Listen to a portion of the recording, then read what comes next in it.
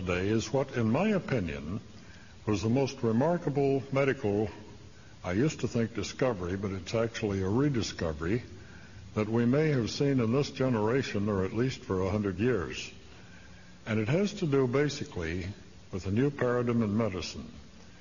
And that paradigm, which emerged at Albert Einstein College of Medicine in New York City in the spring of 1990, was that all disease-causing bacteria, microbes, germs, pathogens, parasites, and viruses are completely controllable by electrification of the blood.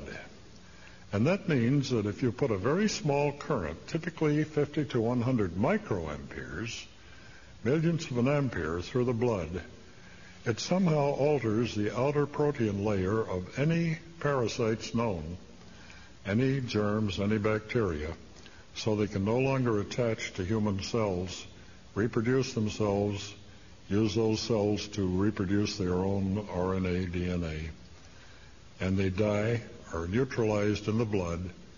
The body flushes them out through the kidneys, the liver, the lymph, and you're well.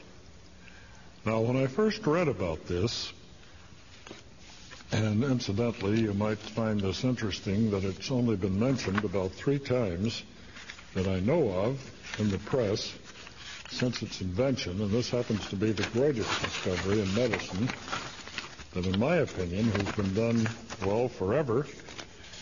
The first article on this was in the March 20th, 1991 Science News, page 247, and it announced that Dr. Stephen Kali, K-A-A-L-I, and his colleagues at Albert Einstein College of Medicine had discovered that if they put a couple of wires in a Petri dish containing a high concentration of human blood and HIV, that the HIV virus could no longer attach to those cells.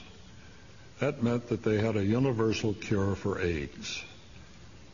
But how many times have you read in the press that there is no cure for AIDS, that the government has spent $1.2 to $1.3 billion in researching antibiotics and researching vaccines and researching chemicals that are supposed to slow this down? And the best that I know of that they have come up with to date are the combination therapies. They're called cocktails.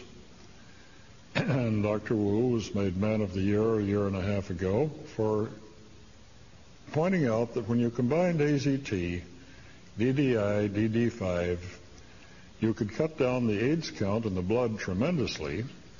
But what you probably haven't read is the latest research that reveals that a third of AIDS patients cannot take these combination therapies because of gastrointestinal upsets. Another third of them cannot take the viruses the antivirals, because it does nothing. They don't get any better, they don't get any worse. And the third that can take them, which represent $5,000 to $20,000 a year in income for the pharmaceutical houses, will very rapidly die the moment they stop taking them. Why? Because the viruses left in the blood are so virulent that they have the power of overpowering the patient in just a few days, and they will die of HIV of a much more virulent form. Don't forget, the HIV mutates very, very rapidly, one of the most rapidly mutating retroviruses known. And so it's rather strange that since their discovery, only 3 or 4 articles have appeared. An interesting article did appear in the Houston Post on Wednesday, March 20th, 1991, in which they announced the discovery. And then later, in Longevity magazine, December 1992, page 14, in which Dr. Kali and his colleagues tried to backtrack the discovery, and they say right in this article that it will not be ready for 15 years. because it hasn't been researched. The truth is, it has been researched, it does work, it can be applied today. So this 15 years appears to me to be the product of suppression of the information. Somebody doesn't want this information out here, and if people have accidentally heard about it, they've got to tell them, no, it's not ready yet, it doesn't work, etc. Well, in about 1991, I heard about this article, the one in Science News, and I ran to the library to get it, and it was gone. We tried a number of libraries in Orange County, California. Finally, from a librarian, got one of their reserve copies of Science News. So I wrote to the college, and I asked for a copy of the paper.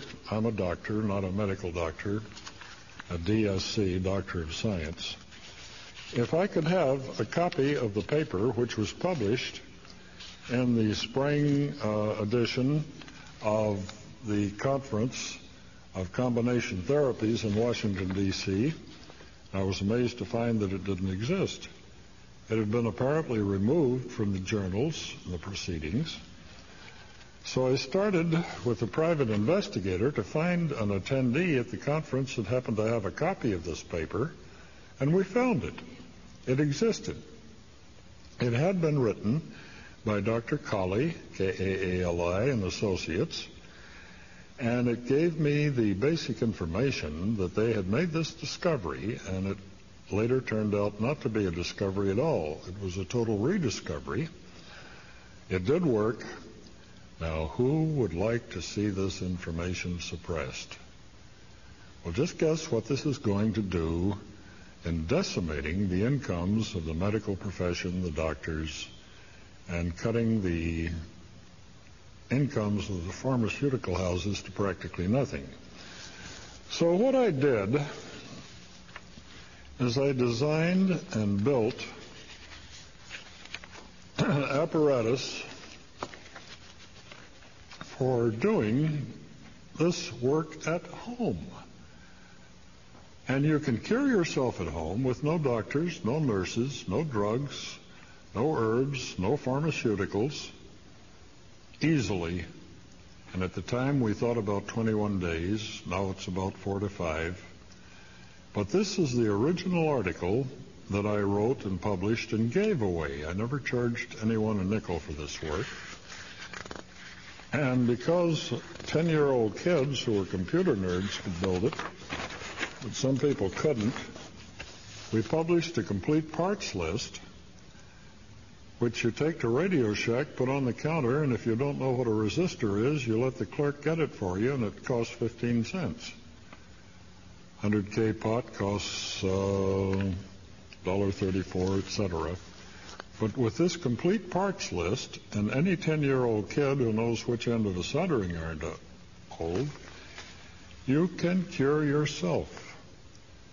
Now, this is pretty remarkable because the message here is basically take back your power. You yourself have the sovereign power over controlling any infectious disease. Now, diabetes is not considered an infectious disease, multiple sclerosis, etc., etc., etc., broken bones. But if your disease is based on any infection from any known or unknown parasite, virus, germ, fungus, it will cure it.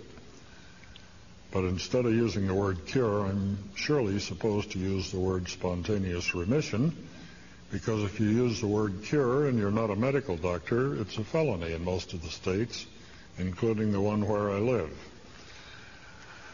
So my goal today is to give all the people who want, and this is about 15% of you, you'd think that anyone wants to get healed, but they don't. Anyone doesn't.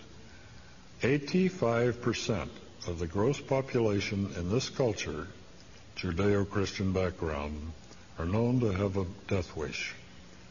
And if they have a death wish, there's nothing you can do to convince their conscious mind, because the death wish is unconscious, to make the person get better unless he chooses to, he or she. So what you do here